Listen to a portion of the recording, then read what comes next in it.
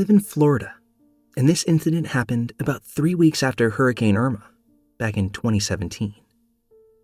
In July of that year, the ex and I had just finalized a divorce, and I moved into a gated neighborhood where every house was rented out by the same rental company/landlords.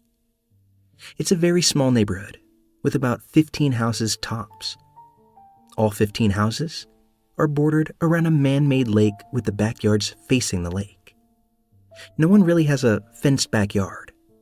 When you walk out your back door, you see the lake in front of you, and your neighbors' backyards on either side of you. Everyone in the neighborhood seemed very close. Someone was always hosting a family-friendly party or barbecue, or having people over to watch sports. I was still depressed about my divorce, so I never partook in any of these social gatherings. The only person I got to know was my next-door neighbor, Steve, an active Navy soldier with a huge love for guns. Steve is an absolutely awesome guy, and this story only serves to reinforce that idea. My daughter Alice is 4 years old, and I get her every weekend. Alice's bedroom window faces the backyard towards the lake. I do my best to spoil that girl to death. She truly is my everything, and I count down the days to the weekend every week just to be with her. That's why I was so upset when Irma came, and I had to go almost 3 weekends without seeing her. The weekend before the storm, she was with her mom. Then, obviously, the weekend of the storm, she was with her mom. Then, on top of that, the weekend after, she had to be with her mom because my power was still out. No lights and AC in Florida is miserable. The humidity was so bad that week that I slept in my daughter's room the whole entire week because she has the only room with a window that faces the lake. I opened the window, exposing just the window screen, so the breeze from the lake could cool the room as much as possible while I slept. Eventually, the power returns, and Alice starts visiting me again like normal. That was when the nightmares started. My daughter would complain about the singing lady and how she doesn't like her anymore. I thought maybe she was referring to one of my ex's friends or one of the teachers at her school. Maybe there was an educator there that sang to the kids that she didn't like. That Saturday night, Alice woke up in the middle of the night screaming bloody murder. I ran into her room and turned on the light, only to find her hiding underneath the covers. I asked her what was wrong, and all she could do was point to an empty corner of her room, saying, "Look, look." But there was nothing there. She was acting as if she saw a ghost. And after I calmed her down, she started to talk about the singing lady once more. "Daddy, please tell the singing lady not to come back. Just make her go away." I showed her that there was nothing in the closet, nothing under her bed, and that there was nothing to be afraid of. She calmed down and went back to sleep. I returned to my room and quickly fell asleep myself. But it couldn't have been more than 20 minutes before Alice comes running into my room screaming, "She's back! She's back!" Alice absolutely refused to go back to her room, so I let her sleep with me. The next morning, Sunday morning, I took Alice out to breakfast, and we stopped by Target to pick up a baby monitor. I haven't used one since her mom and I were still married, but I wanted to easily be able to hear her if and when she started having these nightmares again. That way I could respond quicker. After I set them up, I showed Alice how they worked, to give her assurance that I could hear her and that she was safe. That night, she slept soundly and didn't make a peep. The following weekend, Alice had to stay with her mother again because she had caught a stomach virus from one of her friends at school. It was Saturday night, and I was sound asleep in my bed. When around 2 a.m. is when I heard it. It was a woman's voice, humming a soft nursery rhyme through the baby monitor. The humming got louder and clearer as the voice got closer to the monitor. I wasn't dreaming it. I could hear a woman softly singing lullabies in my daughter's bedroom. I'd never been so scared and dumbfounded in my life. I was feeling a mixture of pure terror coupled with disbelief. Then the voice spoke out. "Alice, sweetie, Are you awake?" Adrenaline shot through my veins. I jumped out of bed, locked my bedroom door. I instinctively grabbed my cell and called Steve from next door. He didn't waste a second. As soon as I was off the phone with him, I heard him storm out of his back door, screaming, "Don't you fucking move." I ran outside and found him aiming his shotgun at a woman crouched outside my daughter's window, the one that I had left open after Irma and never closed. Steve quickly dropped his guard when he recognized the woman. It was Jean, who happened to be the neighborhood maintenance woman. Steve's wife came running out after him and confirmed that it was indeed Jean. But the woman crouched in my yard played dumb. She said she wasn't singing and that she didn't even know my daughter's name. She said she was near my daughter's window because she was doing her weekly patrol for gators and thought she saw one approach our house from the lake. I call bullshit. That bitch was singing, and she called out to my daughter by name. Now, yeah, it's true there have been a few gator spottings around the neighborhood. And yeah, part of Jean's job was to patrol the lake at night, every now and again. But at 2 a.m.? I obviously knew that it was a lie, and even though neither Steve nor his wife called her out on it, I could tell from the looks on their faces that they didn't believe her either. The next morning, I went over to Steve's house to thank him and tell him exactly what had happened. He told me Jean and her husband have been known to be a little cuckoo, but this is by far the craziest thing to happen so far. Steve helped me to install metal bars on Alice's window that afternoon. I then logged a complaint with our HOA about Jean's behavior, and funny enough, I think she was let go shortly thereafter, which is great, because I'm not so sure that I could have maintained my composure around that woman if I ever saw her again. It's one thing for someone to attempt to harass me, a fully grown adult man, but the thought of doing it to my daughter makes me see red.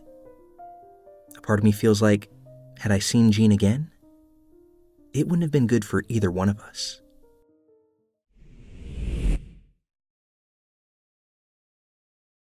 I'm a 28-year-old guy, and I live in a state in the middle of the US that most of you would likely refer to as a flyover state.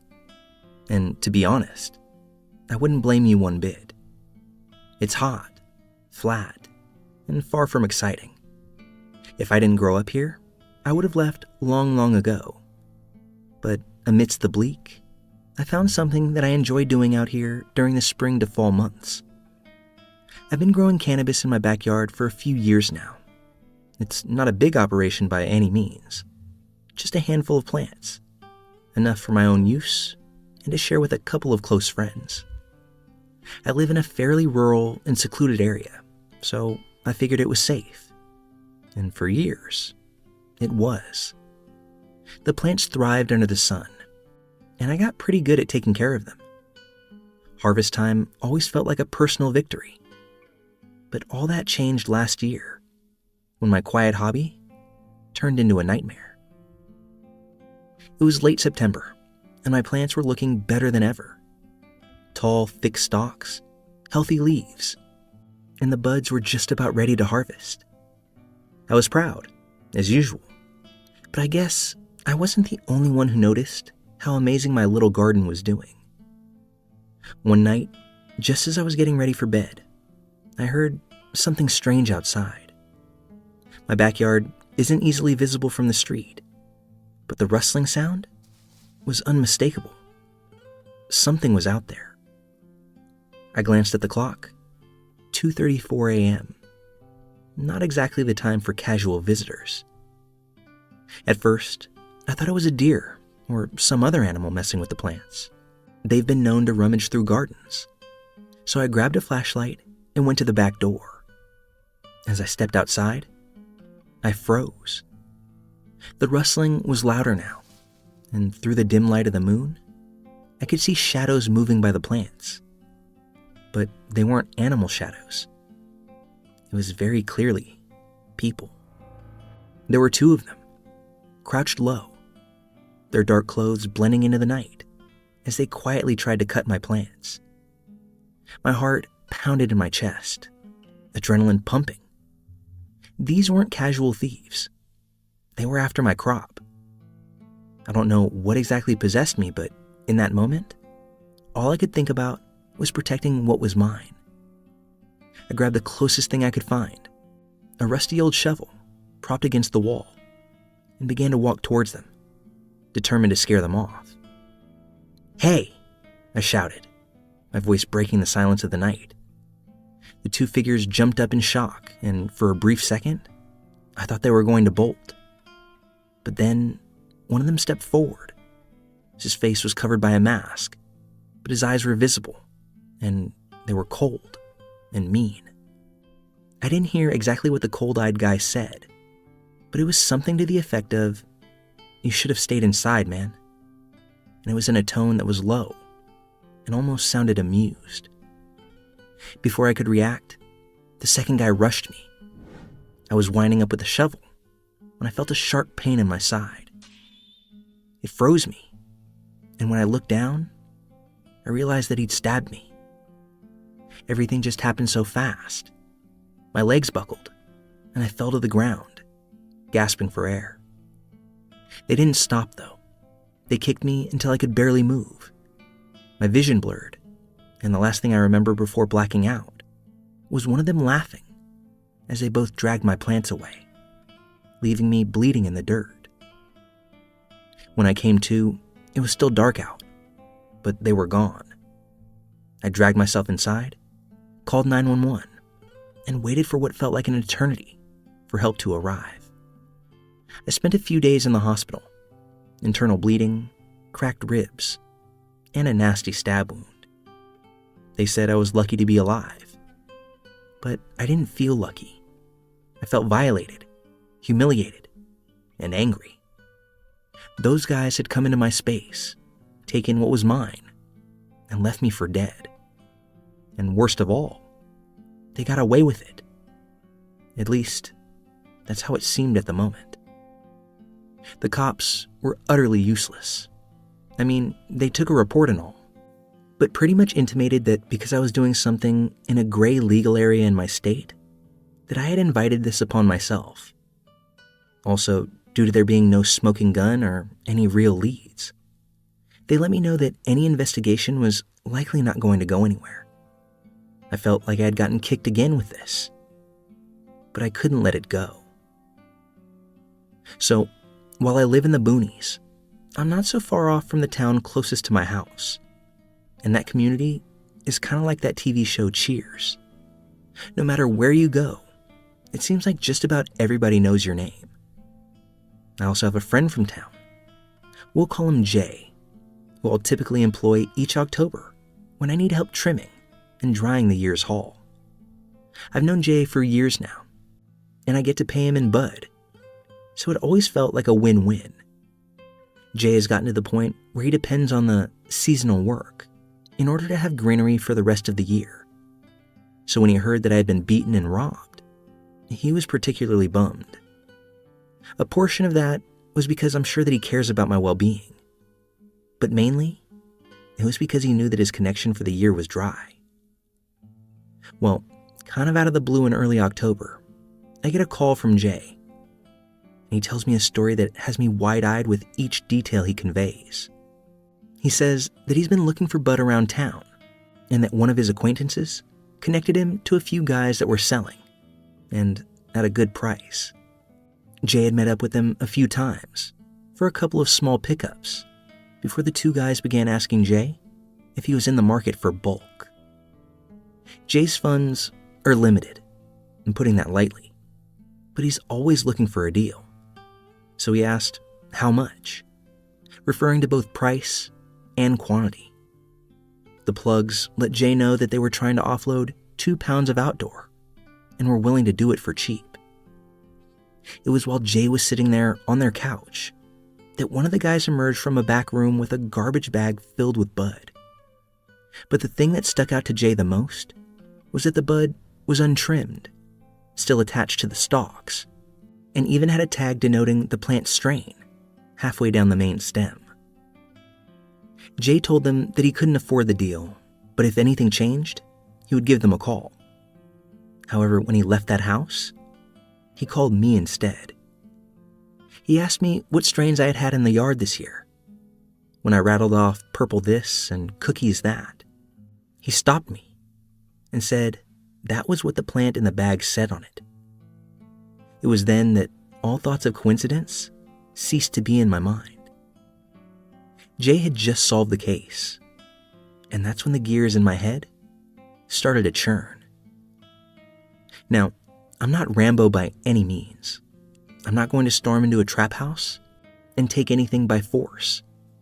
But I'm a poor sport. If I'm going to lose, I want everyone to lose too. After having Jay show me the house that he was in when all this happened, I scoped it out one afternoon on my own. I did exactly what you see on TV shows. I parked down the street, slouched down, and just watched. During the hour that I was there, I saw several cars park, many people walk in, only to leave shortly thereafter. All the earmarks of someone selling. Here's where I think that the cunning came into play. I knew that I couldn't call the cops and say, "Hey, I found the guys that stole my weed." That probably wouldn't fly, and even if it did, I didn't like my chances of getting anyone out there to do anything about it. Instead, I called 911. I said that I was a neighbor, and I heard screams of a woman coming from that house. I told them that it sounded like someone was being murdered, that there were kids there, and just about anything else I could think that would get a response from law enforcement. It didn't take long for 2 squad cars to show up at the house, and that's when I sat back, wishing I had popcorn for the show. 2 officers went up to the door. The other 2 went around the side of the house, where the back gate was located. After they knocked on the door, it was almost like clockwork. 2 sketchy-looking guys came running out of the back gate at full speed. They knew the cops were at the front door, but they obviously weren't expecting the extra cops on their escape route. The look of shock was something I could see from several houses down, and before I knew it, they were on the ground in cuffs. In short order, the cops were inside the residence, and while they didn't find any battered women or children, I know they found a few bags of the sticky green stuff, because they walked those out before too long as well. At that point, I felt like my job was done. I made my way home, cracked a beer, and sank into the couch feeling like I had just pulled off my own heist, only in reverse. The cops never reached out my way, never told me that they had caught the guys responsible for stabbing and robbing me. In fact, I'll never know if they ever put 2 and 2 together. And while those guys may not go down for assaulting me, possession with intent is no slap on the wrist in my state. And if you have any record, it likely means going to sit down for 5 to 10 years minimum. They say crime doesn't pay, and that's something that I believe. They also say revenge is best served cold, although when it's served up hot and fresh, it's awfully delicious.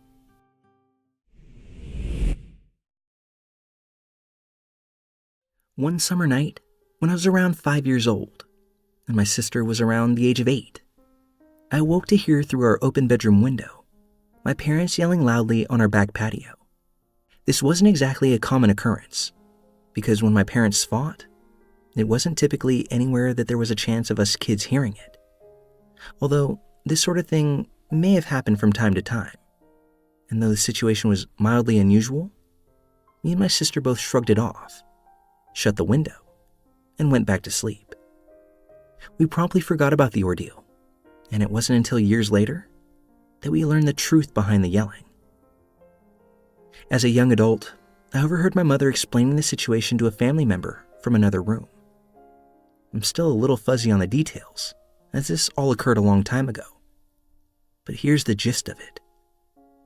Apparently, at some point in the night after my sister and I had gone to bed, my parents received an unusual phone call from someone using an electronic interpreter, the same type of technology that a person who's deaf might use to make calls and communicate over the phone with.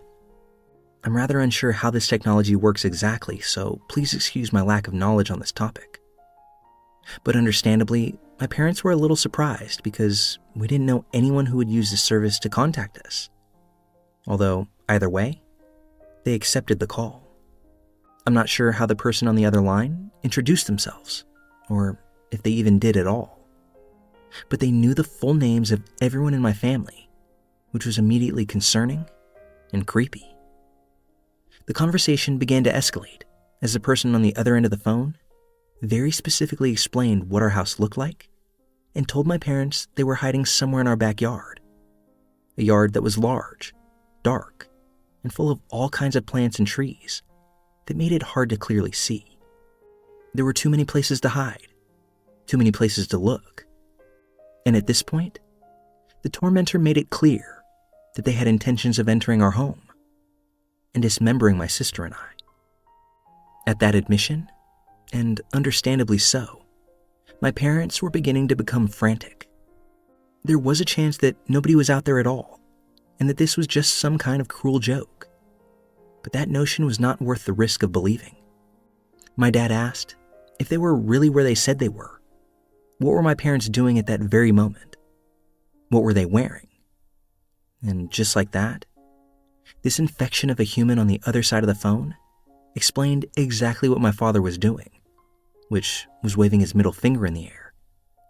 Told them exactly what they were wearing, where certain things on our patio were placed, even the expression on my mom's face. My dad, a rough guy with a heart of gold, charged out into the night ready to kill any person he encountered. There were no cell phones at this time, so my mom took the house phone, which had finally been placed down by my dad when he ran out, and she called the police. As brave and as stupid as my dad was for venturing into the dark that night, he found nothing. And when cops showed up soon thereafter, they found nothing as well. The police weren't able to trace the call because of the electronic interpreter, which they said was a common device used by people trying to anonymously harass other people over the phone.